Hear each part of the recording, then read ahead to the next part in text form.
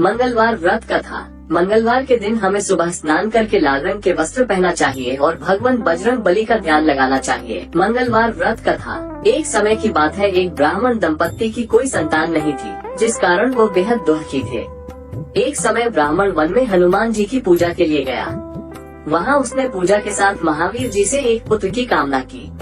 घर पर उसकी स्त्री भी पुत्र की प्राप्ति के लिए मंगलवार का व्रत करती थी। वो मंगलवार के दिन व्रत के अंत में हनुमान जी को भोग लगाकर ही भोजन करती थी। एक बार व्रत के दिन ब्राह्मणी ना भोजन बना पाई और ना ही हनुमान जी को भोग लगा सकी। उसने प्रण किया कि वो अगले मंगलवार को हनुमान जी को भोग लगाकर ही भोजन करेगी। वो भूखी प्यासी 6 दिन तक पड़ी रही। मंगलवार के दिन वो बेहोश हो गई। हनुमान जी उसकी निष्ठा और लगन को देखकर प्रसन्न हुए।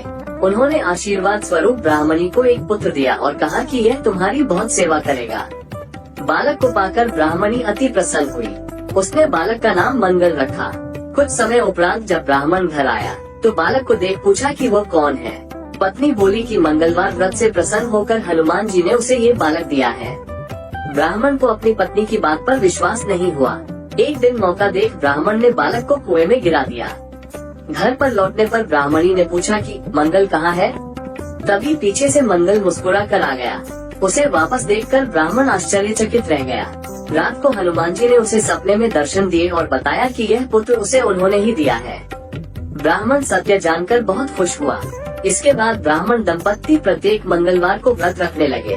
जो मनुष्य मंगलवार व्रत कथा को पढ़ता या सुनता है और नियम से व्रत रखता है, उसे हनुमान जी की कृपा से सब कष्ट दूर होकर सर्व सुख प्राप्त होता है और हनुमान जी की दया के पात्र बनते हैं। जय बजरंग बली। पवन पुत्र हनुमान की जय।